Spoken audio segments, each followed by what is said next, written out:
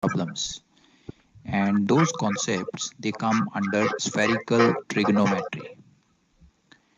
So we will be seeing some basic concepts of spherical trigonometry. Concepts will be one, the concept of a great circle and a small circle. Second, the concept of a spherical triangle. And third, we will be going into the formulas which we use in solving spherical trigonometry problems. There are two formula which we use. The first one is the cosine formula and the second one is the Napier's rules.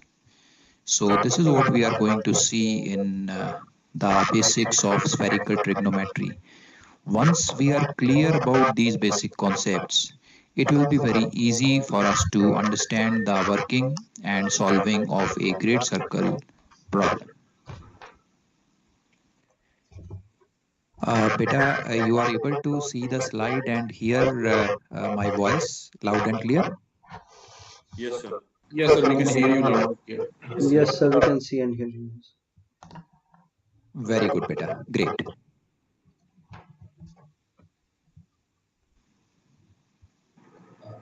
Sir, can I ask something, sir?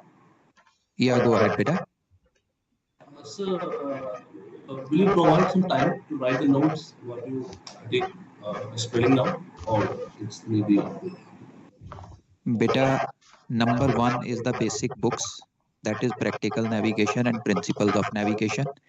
Other than that, if anything is required, I will be providing. Okay? Okay. Okay, beta. All right. चलें आगे? Yes, sir. Very good. Let's go.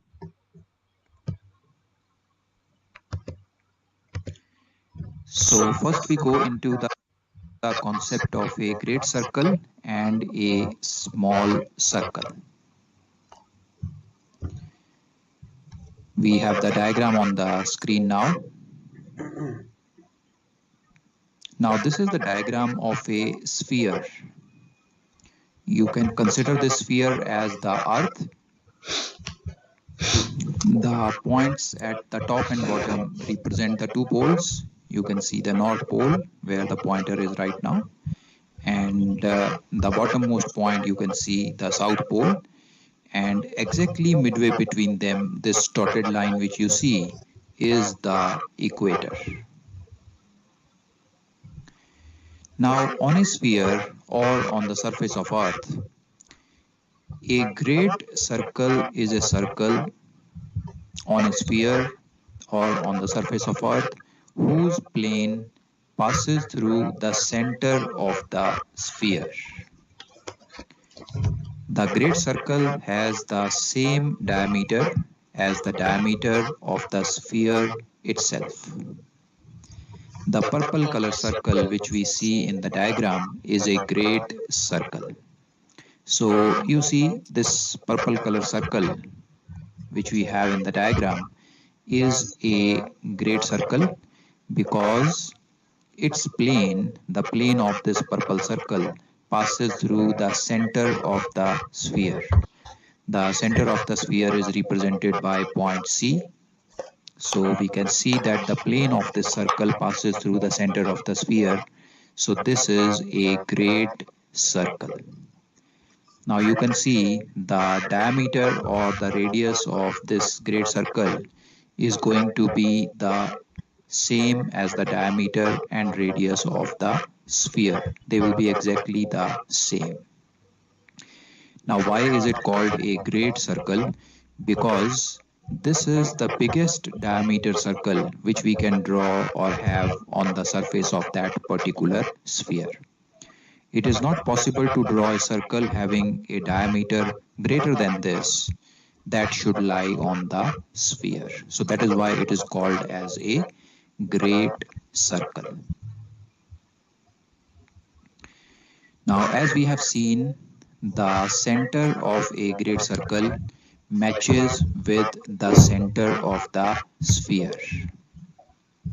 To give you an example of a great circle, we have the equator on the surface of Earth. You can see the equator as a dotted line represented here in the diagram. So equator is a great circle. The plane of the equator passes through the center of the earth, as well as the center of the equator is the same as the center of earth. It is the biggest diameter circle which we can draw on the surface of earth. So equator is a great circle. Also, like equator, all the meridians running from North Pole to the South Pole, all the meridians are great circles, or you can say parts of great circle. Now, a meridian and its anti-meridian or inferior meridian combined together forms a complete great circle. Like say for example, if you consider the Greenwich meridian and the 180-degree meridian, if you join them together, it forms a complete great circle on the surface of the earth. Now, we can only draw one and only one great circle passing from any 2 points on the surface of earth.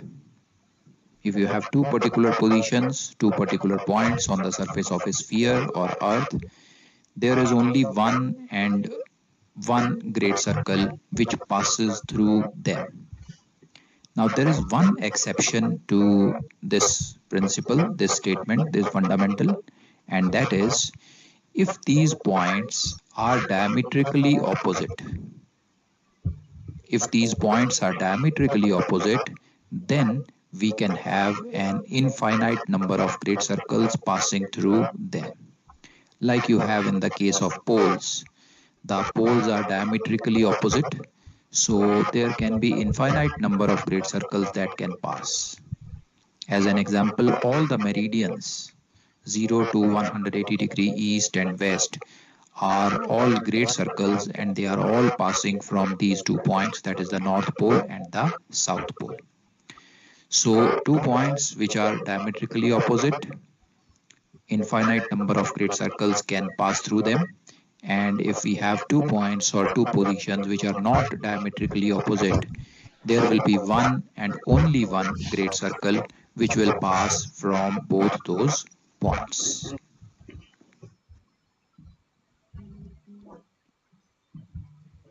Okay, beta. So, any doubt in what we have discussed up to here, beta? Any doubt coming to your mind? Please share with me now.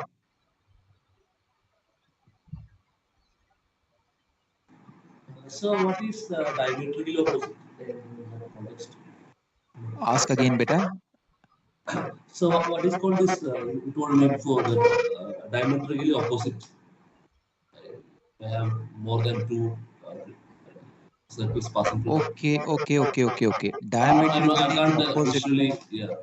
I got it, Yes, beta. sir, I can. Diametrically opposite points. Okay. If you pick up any point on a sphere, okay, any point. Let us say you pick up North Pole of the Earth. Now, from the North Pole, if you draw a line going up to the center of the Earth, you can draw a line like that. Yes, yes. If you extend that line, wherever it goes and touches the sphere on the opposite side, that is called a diametrically opposite point. Means there are 2 points and there is a diameter in between them. That is diametrically opposite point. Is it clear now? Yeah, yes. Okay, all right. Any more doubt up to here, beta? Sir, in this slide which is being displayed, it's written that the purple circle is a great circle, Yeah, that's right. but its center does not passes through the center of the earth. This Okay, the purple is this one, beta. The pinkish one, the reddish tint. understood. I was mistaken with the above one. Understood, sir. Thank you. That's blue. That's the blue one. The blue one is the small circle, and the pink one is the This pink great one is circle. the okay, sir. Thank you. Right. Okay. So if you are comfortable, shall I move on to the next slide? Yes, sir, you can move. Yes. Very good. Great.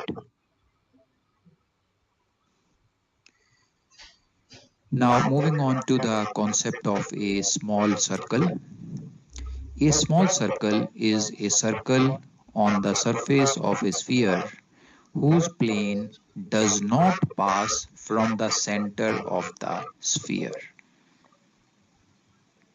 Like say for example the blue color circle which we see in the diagram, this one, this is a small circle because you can see the plane of this particular circle does not pass from the center of the sphere which is at point C.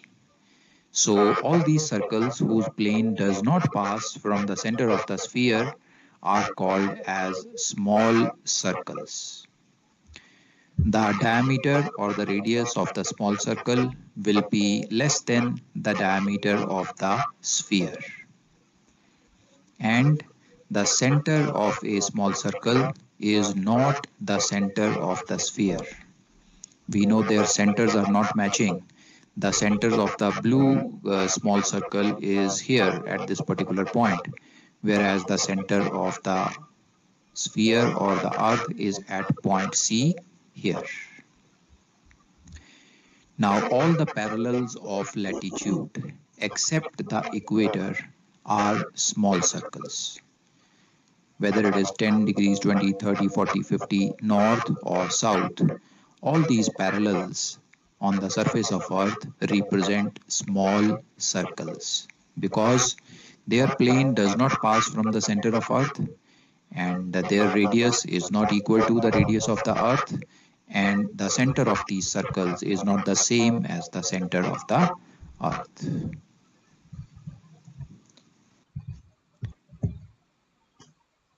So any doubt up to here, beta?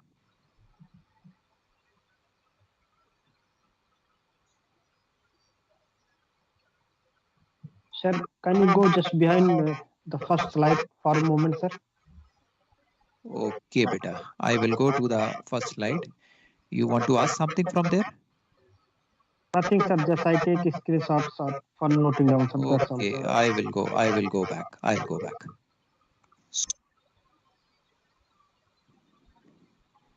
Can you see the first slide now? Thank you. Yes, thank you, sir. Thank you, sir. You can go normal, sir. You can go ahead, please. Right, beta. Now, beta, when I ask you for doubts, then if you want, you can take a screenshot that time and keep it. So we will not have to go back again and again, right? Okay, sir. Okay. Okay, beta. So shall we move on to the next slide now? Yes, sir. Very good. We have understood great circle and a small circle. Let's move ahead.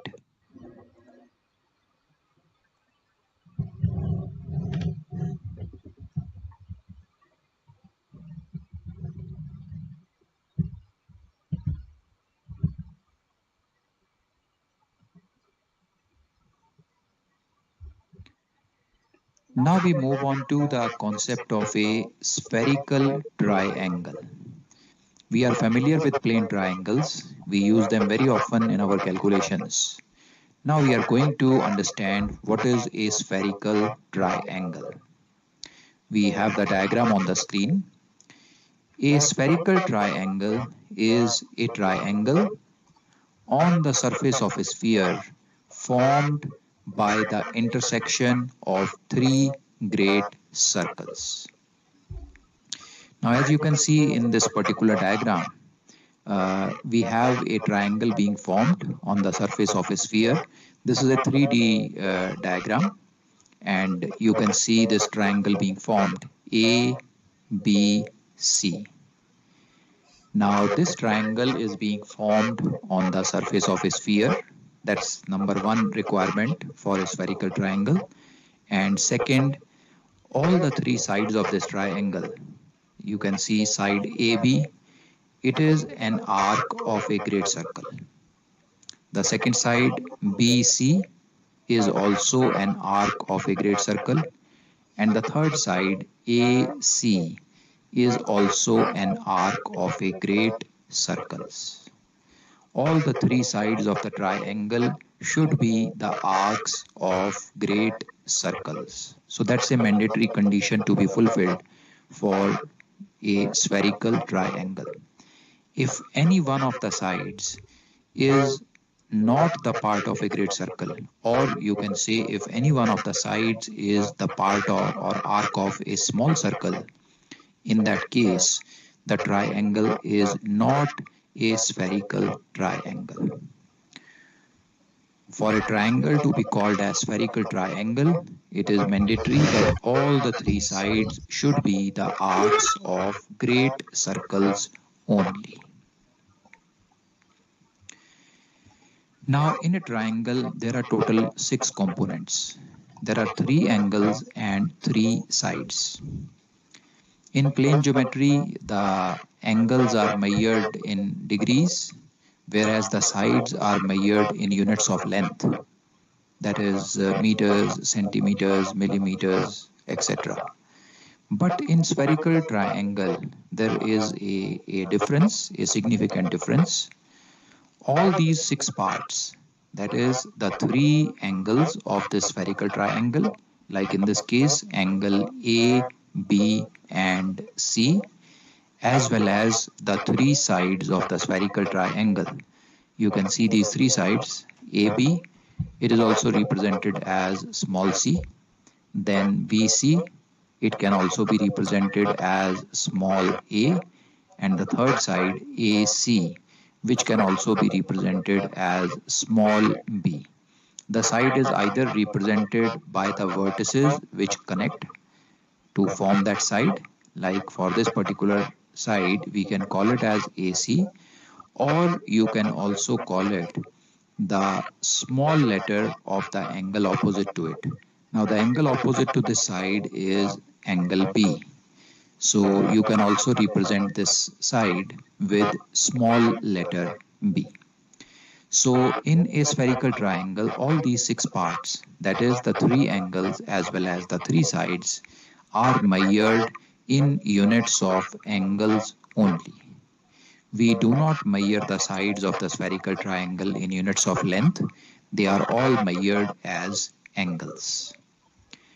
Now a doubt can arise in your mind that it is understood that angles are measured in angular units. So we can measure angle A, B, and C in the angular units of degrees and minutes. But how do we measure the side of a spherical triangle in degrees and minutes? Now to understand that, for easy understanding, the magnitude of the side of a spherical triangle is basically the angle subtended by it at the center of the sphere. So let's take, for example, side AB. You can see this is side AB. Now if I join A with the center of the sphere here, and I join B with the center of the sphere, now both these lines joining A and B with the center of the sphere make an angle at the center. Now this angle is basically the measurement of this particular side of the spherical triangle. So repeating again, the magnitude of the side of a spherical triangle is the angle subtended by it at the center of the sphere.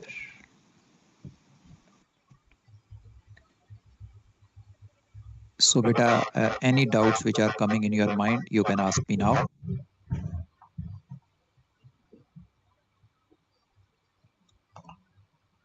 Sir, basically, so that means even the sides are also angles only, but the sides are the angles which are subtended by it at the center of the sphere, and the actual angles of the triangle are the angles between the sides on the spheres, on the surface of the sphere. That's right, beta. That's right. Okay. Right, beta. Great. So shall we move ahead, beta? चलें आगे? Yes, sir. Yes, sir. Very good, beta. Great. Let's go.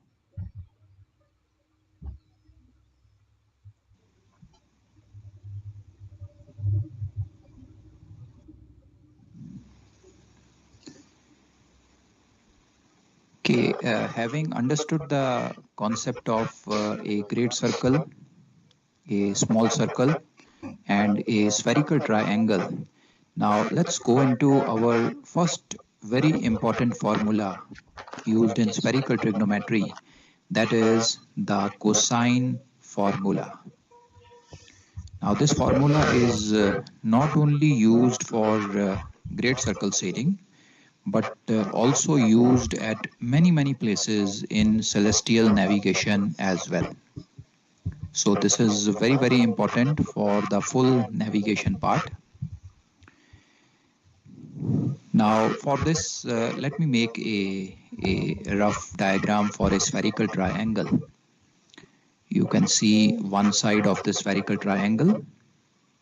Now we know all the sides of the spherical triangle are arcs of the great circle.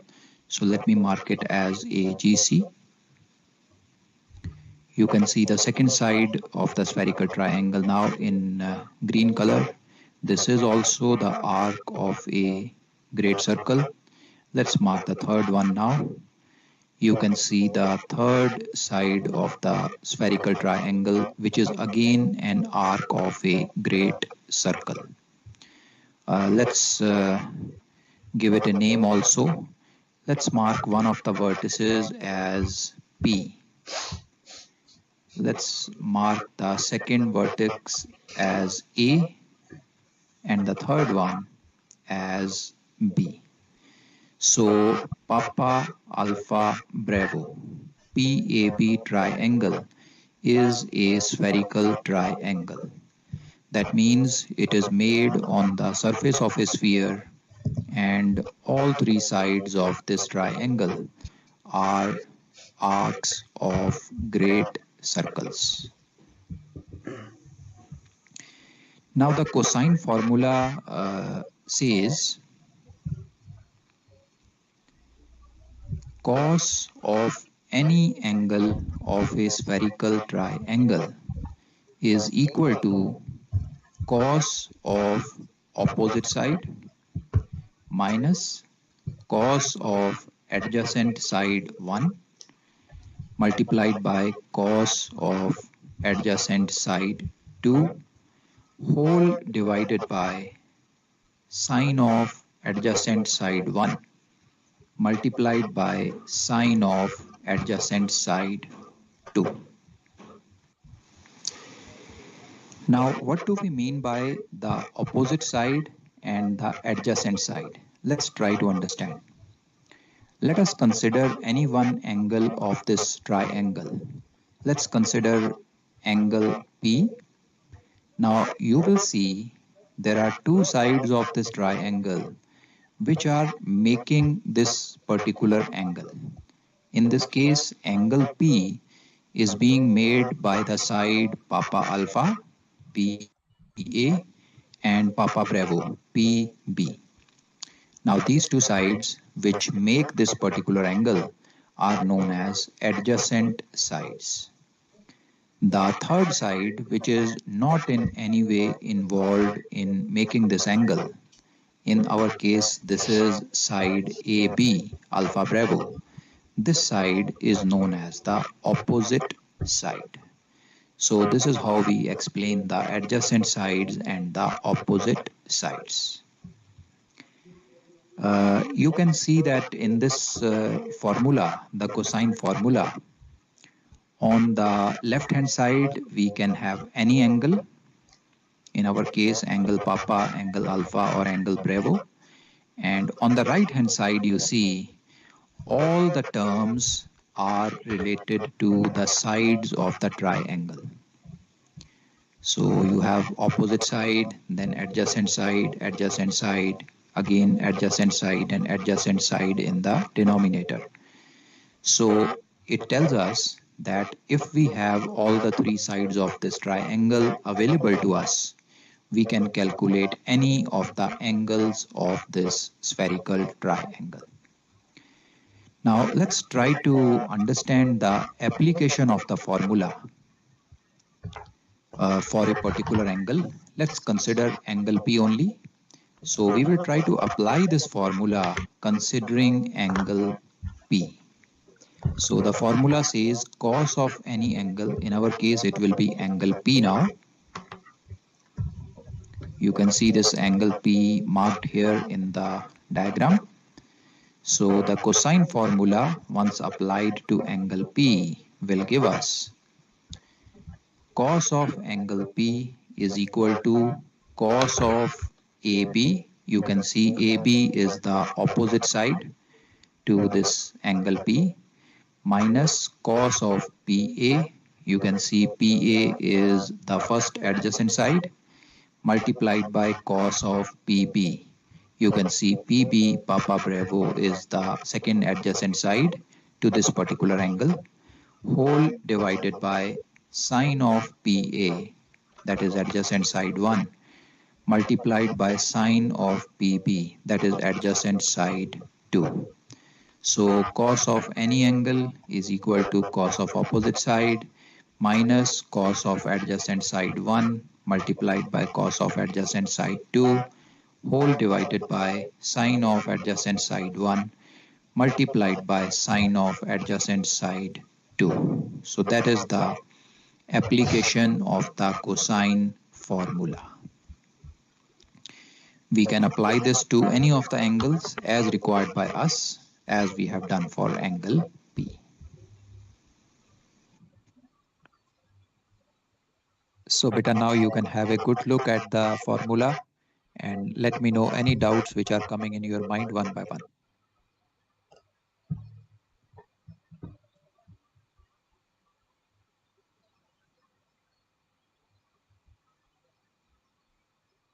Excuse me, sir. Go ahead, beta. Sir, could you repeat one more time, sir? Because I have some lost connection in between that. So just quickly, one time you just repeat it. Okay बेटा, okay बेटा, बस एक काम करो, आप इसको read करो और जहां भी आपको डाउट आ रहा है please ask me. Okay, sir. जहां पे भी आपको Just डाउट आता है. When you are here, sir, cos angle, any angle equal to cos opposite side, there is I lost connection, sir. Okay, no Minus cos problem बेटा. adjacent side one. Okay, no problem. Cos of any angle is equal to cos of opposite side minus cos of adjacent side 1 multiplied by cos of adjacent side 2 divided by sine of adjacent side 1 multiplied by sine of adjacent side 2. ये जो formula है ये हमने angle P के लिए यहाँ पे apply भी किया है. सो आप इसकी एप्लीकेशन देखो और अगर आपको एप्लीकेशन में कोई भी डाउट आ रहा है कि यहाँ ए बी क्यों लगा है, यहाँ पी ए क्यों लगा है, आप मुझसे पूछो. Okay sir. सर ये जो हमको आएगा क्वेश्चन में, ये फार्मूला हमको यूज करना है कि मतलब क्या इसका एप्लीकेशन क्या यूज करना होगा सर? तो मैं बताऊंगा आपको बेटा, मैं बताऊंगा आपको इसे कैसे यूज करना है. अभी के लिए आपको फॉर्मूला देखना है और इसको मेमोराइज करना है. ये फॉर्मूला आपको याद होना चाहिए. सो अभी के लिए इतना करो, क्वेश्चन में मैं बताऊंगा ये कैसे यूज होगा. ठीक है सर, ठीक है. Thank you sir. You can go ahead sir. Okay बेटा. So if you are comfortable चलें बेटा आगे. Yes sir. Yes, sir, we can proceed. Very good बेटा, let's go.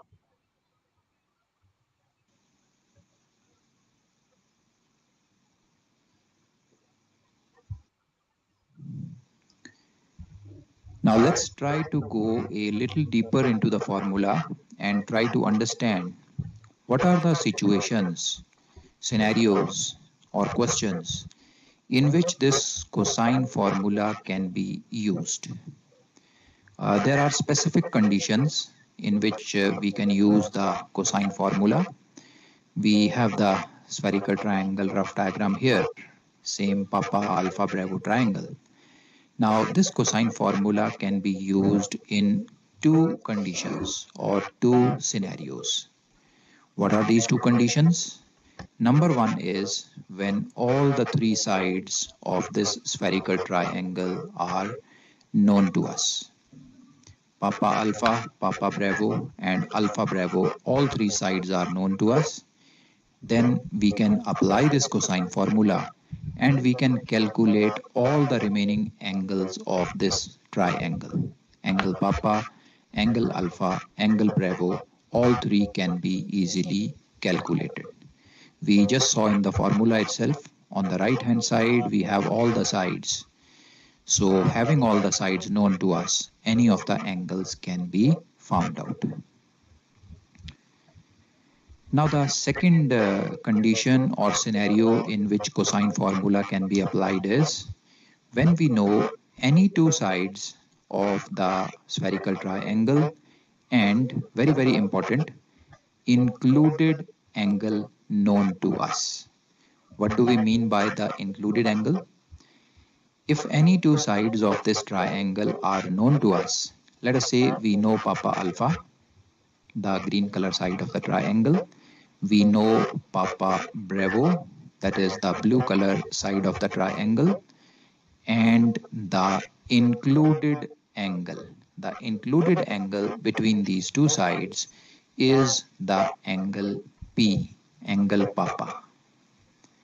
So in this case also, two sides known to us and the included angle known to us, cosine formula can be applied. Now when we apply the cosine formula, the first thing which we will be able to calculate or find out in this triangle is the missing side, the unknown side. In this case, the side AB, alpha Bravo. Now once the missing side has been known, has been calculated, then we again have access to all the three sides of the triangle and the remaining two angles, that is angle alpha and angle Bravo, can also be calculated and found out. Now important thing to understand here is that the angle which you know should always be the included angle. If you know an angle other than the included angle, then in that case cosine formula will not be applicable. So to give you an example, if you know side PA, the green color side, and side PB, the blue color side, and you know angle A. So in this case, angle A is not the included angle and we will not be able to use the cosine formula here. Again, if angle B is known, same thing happens. Angle B is not the included angle and we will not be able to use the cosine formula here. So it is very important that we know the two sides, any two sides of the triangle and the included angle for the cosine formula application. Now a doubt may arise in your mind that in case we have two sides and an angle which is not the included angle, how to proceed ahead and solve that triangle. So in that case, we can use or we have different methods with which it can be solved, but they are not required right now as far as the great circle problem is concerned. So we will see what is to be done when we come to those questions. For now, we will always have one of these two scenarios. Number one, when all the three sides are known to us, and number two, when any two sides and the included angle is known to us. Sir, one doubt. Can you repeat what is included angle means?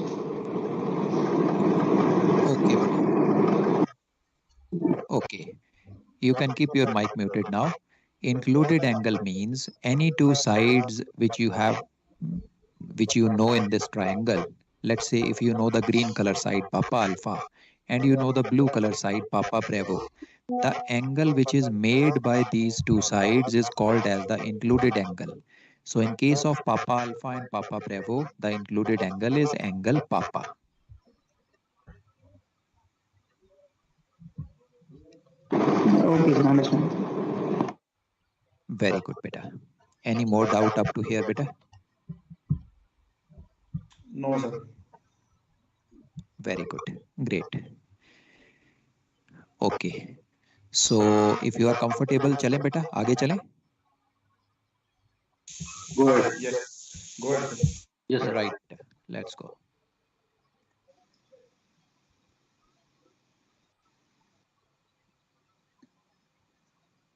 Let's now go into the second important formula in spherical trigonometry. This formula is also used to solve spherical triangles. and Excuse me, this is sir. known as Napier's rules. Go ahead, beta. Sir एक break ले लें क्या? Uh, as you say, beta, if you want to take a break, we can take a break, no issues. अरे sir 1 घंटे से break ही चल रहा था, अभी रहने दो. Yeah, exactly. We lost quite a bit of time in the beginning. So, अच्छा ऐसा करते हैं बेटा. It's not very complicated. Napier's rule कर लेते हैं. Maybe another 15 minutes, and then we will take a break.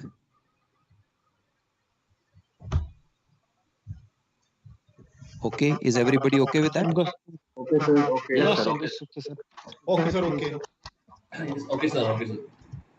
Okay, बेटा. Okay. So this is just a revision. मैंने बिल्कुल जैसा आप बोल रहे थे ना कि हमें बेसिक्स भी भूल गए हैं और आपने शुरू के लेक्चर्स में स्लो चलना है, तो मैं बिल्कुल स्लो चल रहा हूँ और बेसिक्स आपको कवर करवा रहा हूँ. This what we are doing now is basically done in pre-C. Okay, so we will complete the Napier rule and then we'll take a break. Okay, sir. Now these Napier's rules are applicable to special spherical triangle. What is the speciality in the spherical triangle? The speciality could be either a 90-degree side or a 90-degree angle. As you see in the diagram, we have a triangle PAB, and in this triangle, the red side, the side AB, is a 90-degree side. Now we are aware that in a spherical triangle, the angles as well as the sides are measured in angular units. So if any one of the sides of a spherical triangle is 90 degrees, then it is known as a quadrantal triangle, and Napier's rule can be applied to it. A 90-degree side is represented by making a rectangle in this particular way. So whenever you see a diagram of a spherical triangle with any one of the sides having this rectangle, it tells you that this is a quadrantal spherical triangle or a spherical triangle whose side is 90 degrees. The second speciality could be a 90-degree angle.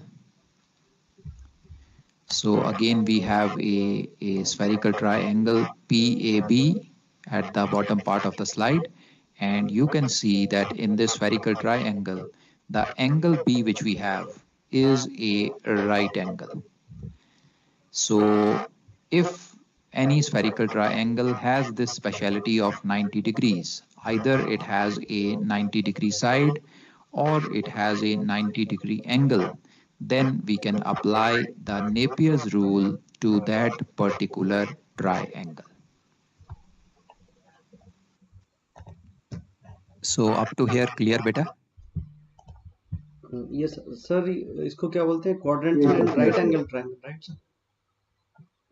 90 degree angle हो तो उसे बोलते हैं बेटा right angled triangle, और अगर 90 degree side हो तो उसे हम राइट साइडेड ट्रायंगल भी बोलते हैं और क्वाड्रेंटल ट्रायंगल भी बोलते हैं. Okay, sir. Okay, great. So moving ahead now.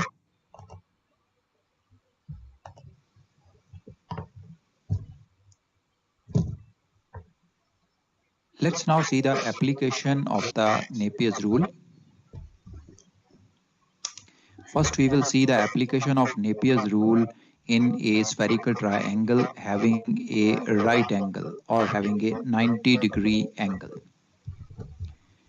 Now we have the PAB triangle on the screen, and we can see that angle B of this triangle is a 90-degree angle. Now to apply the Napier's rule, we first make a circular diagram, and this circular diagram is known as a cartwheel. So first of all, to make that diagram, we draw a circle. You can see the circle on the screen now, and we make a cross in that circle in this particular way. You see one line and the second line. Now from the center of the circle, we draw a vertically upward line. So with this, you see the circle is divided into 5 parts. So there are total 5 parts in this circle. Now what we do is, in the bottom 3 parts, of the cartwheel, we write down 90 degrees minus, 90 degrees minus, 90 degree minus. So in the bottom 3 parts, which are the bigger parts, we write down these values of 90 degree minus. Now we identify the right angle in the PAB triangle. In this particular example, we have angle P as our right angle, and this 90 degree angle is written on top of our cartwheel. So we have the angle P marked at top of the cartwheel now. After this, what we do is, from the 90 degree part, in this case angle P, we start to move clockwise in our triangle. So our triangle, the PAB triangle, has total 6 parts. There are 3 sides and 3 angles of this triangle. So from the right angle, which is angle B in this case, we move clockwise in the triangle. Now when we move clockwise, you can see the clockwise direction being shown by the laser pointer. When we move clockwise, the next part of the triangle which comes after angle B is the side AB, the red color side. So what we do now is, we start to move clockwise in the circular diagram in the cartwheel also, and we fill up these parts in the different sectors or different segments of the cartwheel. So from the B part in our cartwheel, we move clockwise, and the next part which we have, we fill up the part of the triangle which is side AP. So going clockwise from B, the first part which comes as AB, going clockwise from B in the cartwheel, the first part is filled up as AB. Now after AB, the next part in the triangle which comes is angle A. Angle A is the next part. Now when we go to the cartwheel clockwise after AB, in this next part we have to fill up angle A. So we have already written 90 minus. Now behind this, after this 90 minus, we write the angle A. This is how the second part is filled up. Now moving further clockwise, we have the green color side of the triangle, that is PA. Moving further in the cartwheel, we have already written 90 degrees minus, and here we fill up the part PA. Coming back to the triangle, after side PA, we have angle P in the triangle, and moving further clockwise in our cartwheel in the next part, we have 90 degree minus already written, and we fill up this angle P after 90 minus. So this part becomes 90 degrees minus P. Moving further clockwise, we have side PB of the spherical triangle, the blue color side, and moving further clockwise in the cartwheel, we have this part which is remaining now, and we fill up the side PB in this particular part. Going back to the triangle, after side PB, we reach back to the right angle B, angle Bravo, and you will see that in the cartwheel also, once we fill up these parts, we reach back to angle B. This is how the cartwheel is filled up. So from the right angle, we start to move clockwise.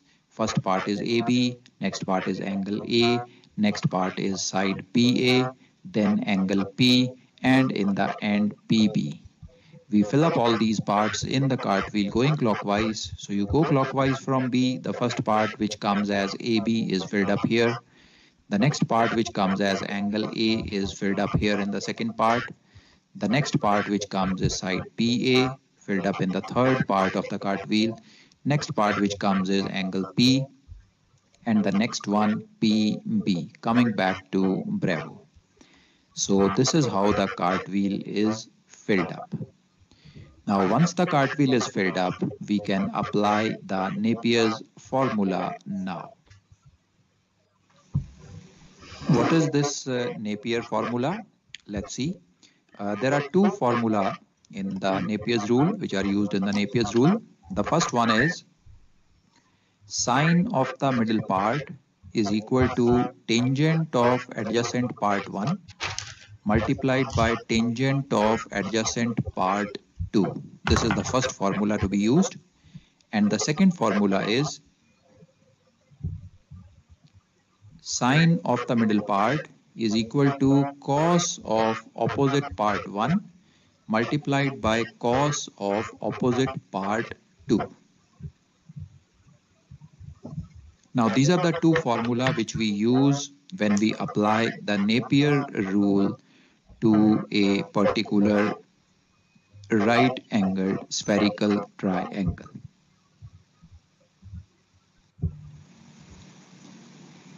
Now these are very important formula, and it should be memorized well. Now when we look at these formula, they have used the terms middle part, adjacent part and opposite part. So a doubt arises in our mind, what is this middle part, what is a adjacent part and what is a opposite part? We will see the application of the Napier's rule now in the coming slides, and then these middle, adjacent and opposite parts fundamental will become clear in your mind. Now the basic philosophy in the Napier's rule application is that if you have a special spherical triangle, means one of the parts is 90 degrees, either a angle or a side, Napier rule allows us to calculate any part of that particular triangle if we know any two parts of the spherical triangle other than the 90-degree part. I will repeat once again. In a special spherical triangle, if you know any two parts, it could be two sides, it could be two angles, it could be one side and one angle. If you know any two parts in a right-angled triangle, you can find out any of the remaining parts using the Napier's rules. So this is the basic philosophy or concept behind the Napier's rule. Now let's see the application of Napier's rule.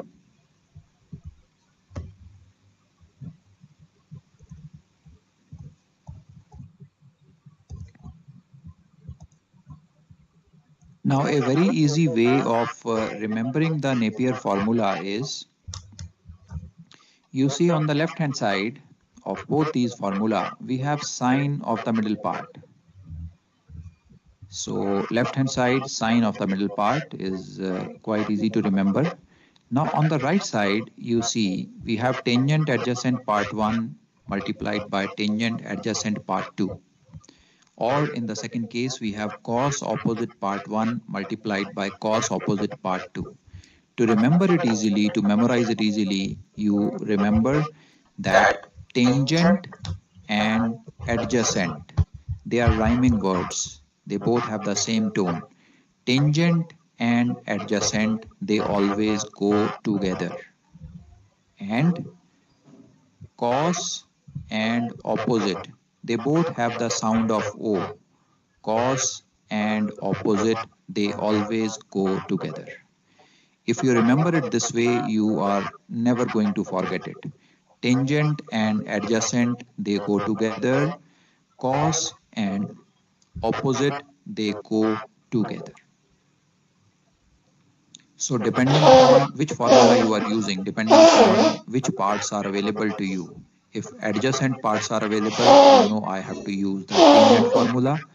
If opposite parts are available, you know I have to use the cos formula. A very easy way to remember it. Another important thing to understand is that We have filled up the parts going clockwise in the triangle PAB. We have moved clockwise in the cartwheel also. Now,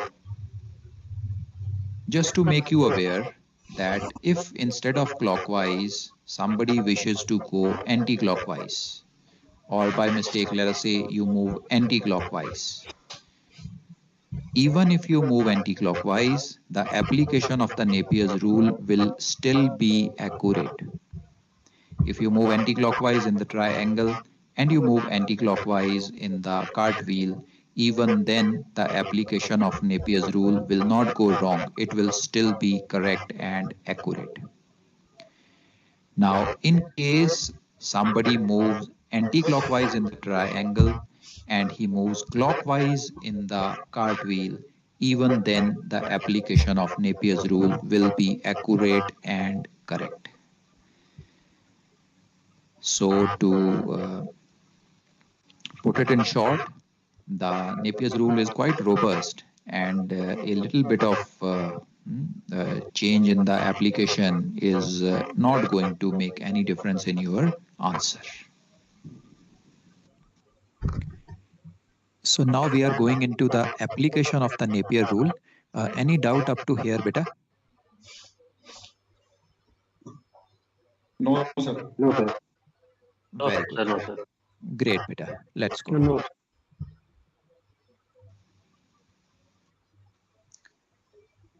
Let's now try to see the application of the Napier's rule.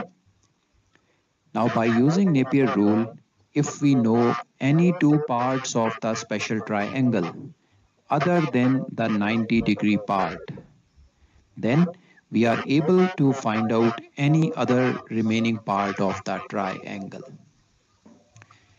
Now let's try to apply it in the PAB triangle. Let's assume that in this triangle we know two parts other than the right angle. Let's assume we know side PA, side Papa Alpha is known to us, and we also know angle P of this triangle. So you see two tick marks coming up. These are the tick marked parts are the ones which are known to us. And let's assume that we need to find out angle A of this triangle. So you can see a question mark coming up here, signifying this is the angle which we need to find out. Now we have to first identify these parts in the cartwheel. So if you have a look in the cartwheel, the side Papa Alpha is represented by the bottommost part of the part wheel. You can see this part is 90 minus PA, 90 minus Papa Alpha, and we have assumed that this part is known to us. So you see the green tick mark coming here. Now the second part which is known to us is angle P, angle Papa, and in the cartwheel you see this part is having 90 minus angle P. So this part is also known to us, and you see a green tick mark coming here. Now the part which we want to find out is angle A of the triangle, and in the cartwheel you see this part is the one which is having the angle A. So you see a question mark coming up here, signifying that this is the part which needs to be found out. So we have identified the three parts in the cartwheel. Now out of these three parts, one of the parts has to be signified as the middle part. Now how do we pick up the middle part? The middle part is to be picked up in such a way that both the remaining parts, you see there are total three parts in the question now. Two parts are known to us and one part is to be calculated, is to be found out. Out of these three parts, middle part is to be picked up or selected in such a way that the remaining two parts should either be adjacent parts, both of them, or the remaining two parts should both be opposite parts. So the middle part is to be selected in such a way the remaining part should be both either adjacent parts or both of them should be opposite part. It should not happen that you pick up the middle part and one of the part becomes adjacent to it and the other part becomes opposite to it. In that case, we will not be able to apply the Napier's rule. Now, why is that so? That is so because if you have a look at the Napier's formula, you will realize that the formula either has both the adjacent part or both the opposite parts. We do not have a formula having adjacent and opposite parts, both of them in the same formula. So out of these three, let's assume that if somebody picks up 90 minus a as the middle part, if 90 minus a is the middle part, then 90 minus pa having a adjacent side to it becomes the adjacent part, and 90 minus p becomes the opposite part. So we cannot apply the Napier rule here. If somebody picks up 90 minus p as the middle part, then again you see 90 minus pa becomes adjacent to it, and 90 minus a becomes opposite to it. So even now we cannot use the Napier rule. One of the remaining part is becoming adjacent and the other one is becoming opposite.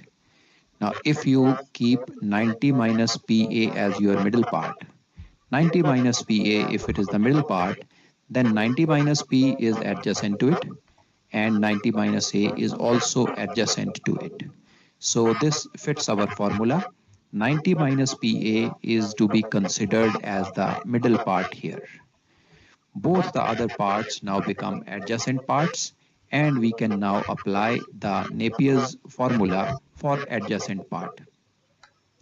For adjacent part, the formula which we had was sine of the middle part is equal to tangent adjacent part 1 multiplied by tangent adjacent part 2. So this now becomes sine of 90 minus PA. 90 minus PA is considered as the middle part now, equal to tangent of 90 minus P. 90 minus P is one of the adjacent parts, multiplied by tangent of 90 minus A. 90 minus A is the other adjacent part. Now in this equation, 90 minus PA is known to us. You can see a green tick mark here. 90 minus P is again known to us. These parts are known, and the only unknown in the equation is 90 minus A. So using the scientific calculator, we can easily punch in the numbers and get the value of angle A from here. So this is how we apply the Napier's rule, and not only angle A, all the other remaining parts of the triangle can be calculated, can be found out using the Napier's rule.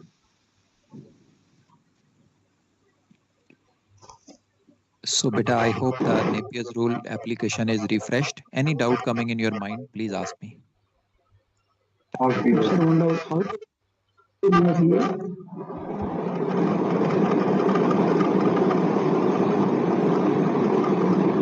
Krishna, beta, your mic is having a lot of disturbance. Can you ask again your doubt, please? So how do you find out this 90 minus A? Okay, beta, when you know the other parts in the equation, you can put them in the scientific calculator, and scientific calculator will automatically give you 90 minus A. Okay, sir. Thank you. Sir, for this, Yeah, okay. Go ahead, beta. yeah, sir, for this 90 minus PA, the opposite side can be PB and AB also, no? These both are opposite for this 90 minus PA, right? That's right, beta. Any part which is not adjacent to a part is a opposite part. Okay, sir. So PB, AB both will be opposite to 90 minus PA. That is right. That is right, beta. Sir, in this particular question, you are saying PV and PAV are knowing that, right? We know Papa alpha side and we know angle P beta, where we have put the green tick marks. Okay, sir, PV also we know, right? PV. PB is not known to us in this particular question. PB is not known to us. So it can be calculated now. If you want, you can calculate it. Okay, sir, okay. Okay. Any more doubt, beta? No. Very good, beta. Great. Now let us see this for 90-degree side also. Let's go.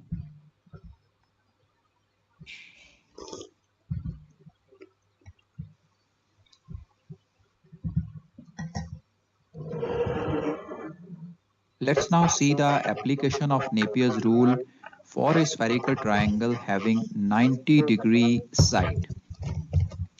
This is also known as a quadrantal spherical triangle. You can see this triangle PAB on the screen, which is having a 90-degree side.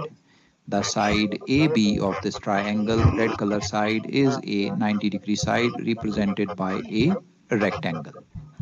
So let us see the application of the Napier's rule for this 90-degree side triangle.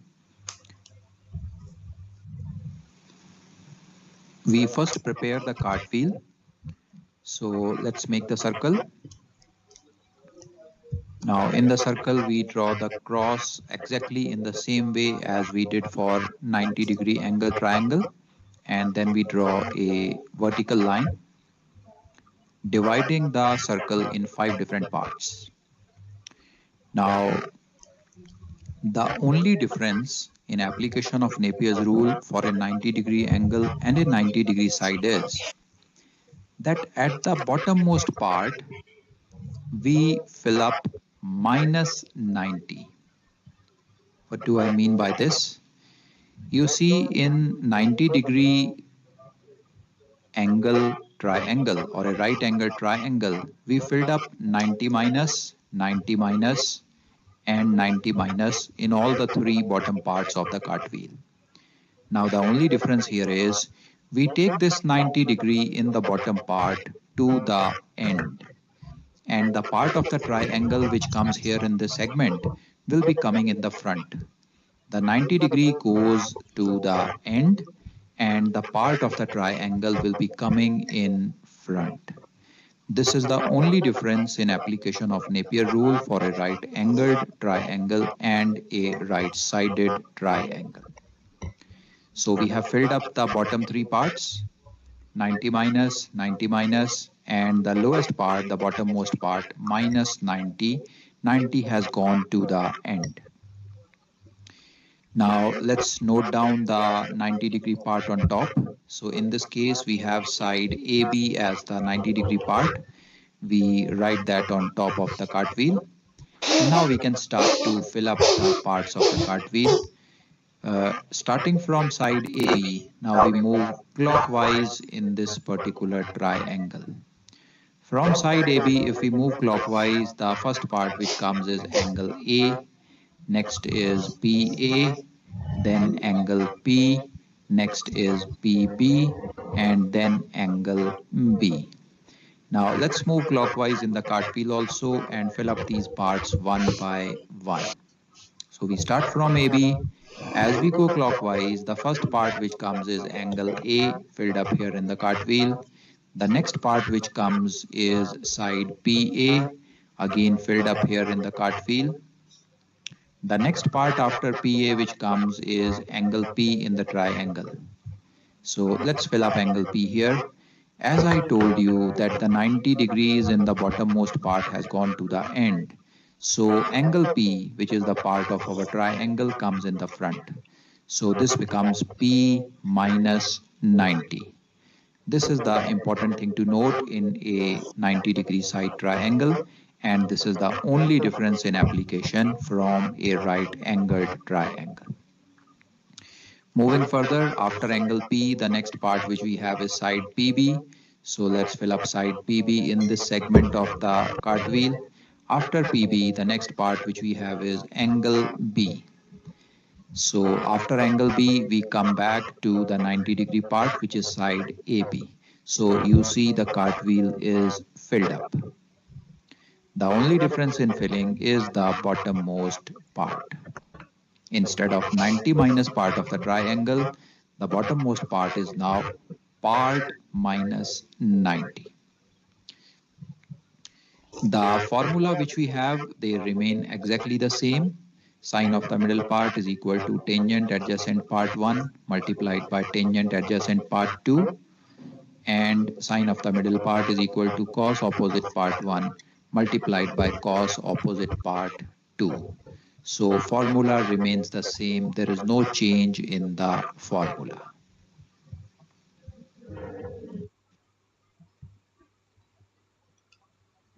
So is it clear, beta? For 90-degree side, the application is clear? Clear.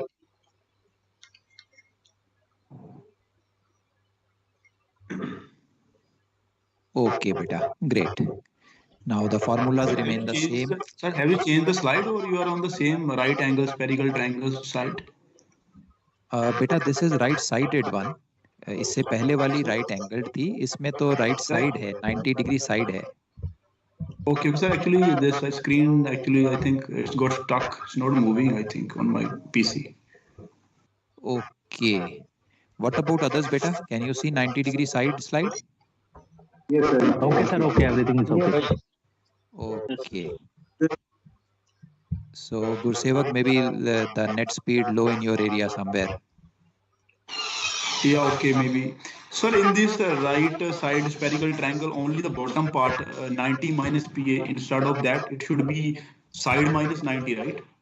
That's right, beta. Part minus 90. It could be side, it could be angle. 90 goes to the angle. Okay, okay. And rest all will be the same, everything. That's right, beta. Rest everything remains the same. Exactly same. Okay, okay. Sir, I will disconnect and then connect again if possible. Yes, you can do that, beta. You can do that. Okay, sir. Thank you. Okay. Any more doubt, beta? Up to here? No, sir. Go. Okay, beta. Great. So जो लोग बोल रहे थे बेटा they are getting out of touch, सब भूल गया है, अब सब याद आ रहा है. Yes, sir. Yes. Very good, beta. Very good. Sir, I intentionally. one more बोलो thing I बेटा. want to just confirm. In this quadrature triangle thing, the same thing is applicable like the last one, that if you are moving clockwise or anti-clockwise, the Napier rule is going to stand correct for all the cases, right? That's right, beta. You can go clockwise or anti-clockwise as per your choice. Thank you, sir. Sir, for not to get confused, we can keep it as rule to go clockwise all the time, sir. That's right, beta. You keep it as clockwise. There is no confusion then. Go clockwise in the triangle, go clockwise in the cartwheel. Everything will be correct. Okay, sir. Okay, beta. Great. So we can take a break now. We have done the basics. Spherical trigonometry is refreshed in our mind. So we can take a break now. It's about 19:25. Let's take a 10 minutes break. Let's meet back at 35. Okay, sir. Okay, sir. Yes, sir. Okay. Okay, beta. Okay. So be back at 35. Okay. Bye-bye.